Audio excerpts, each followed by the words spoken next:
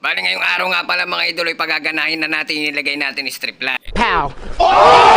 Ito pala yung gagamitin natin switch doon mga idolo kung tawagin ay limit switch. Ang presyo pala niyan mga idolo ay 300 pesos. Dito ko pala binibili yan mga idolo dito sa Soler. Mura kasing bilihan dito mga idolo, lalong-lalo na yung mga ilaw, outlet, tsaka yung mga device na ganyan mga idolo. Dito kasi yung bagsakan ng mga ganyan. Ganun? Ito palang ilalagay natin na limit switch na to mga idolo. Maraming pwedeng paggamitan yan. Pwede natin ilagay sa ating main door, sa pinto ng cabinet, sa pinto ng ating CR mga idolo. Kung gusto nyong automatic na lang bubukas yung ating ilaw.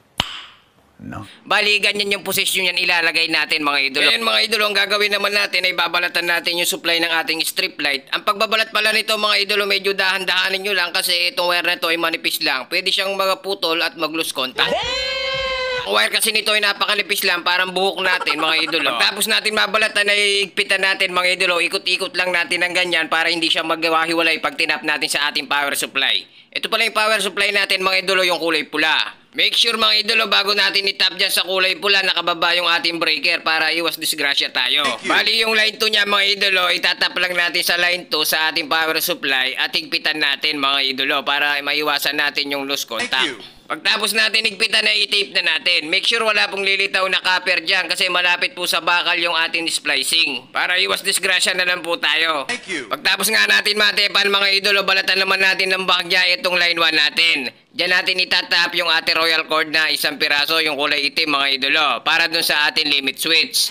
Higpitin natin mga idolo tulad nung ginawa natin sa line 2. At itepan din natin mga idolo ng maayos. Pag okay na mga idolo, pwede na natin iabang yung ating limit switch dito sa malapit sa pala natin i-connect yung line 1 tsaka yung return mga idolo dun sa ating abang. Ngayon mga idolo, puputulin ko lang itong royal cord para hindi masyadong mahal. Royal cord pa rin ginamit ko dyan mga idolo kasi pagdating dito kasi naka-expose na lang tayo. Kahit saan nyo naman lagay yung limit switch nyo mga idolo, basta tatamaan ng pinto, okay yun. Pwede rin natin kasi ilagay sa taas yan mga idolo.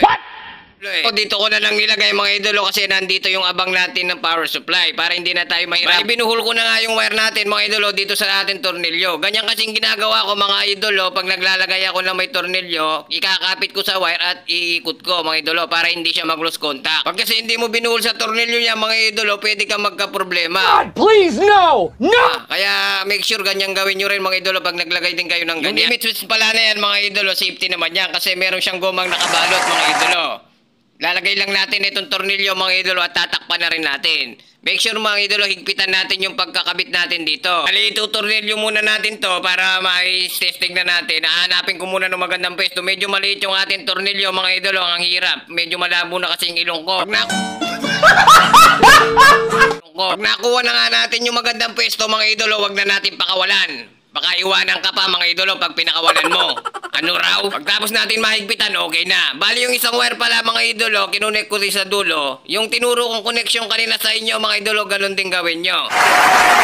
Ngayon, pwede na natin i-fix yung ating limit switch. Pag nakuha na nga natin yung magandang pwesto mga idolo, yung pagtatamaan ng pinto, pwede na natin i-fix yung ating limit switch. Ang gamit ko palang tornilyo dito mga idolo, yung black screw na matulis. Madali lang kasing bumao niyan mga idolo, lalo na't kahoy yung ating babarinahin. Pag okay na mga idolo, pwede na natin testingin yung ating ginawa.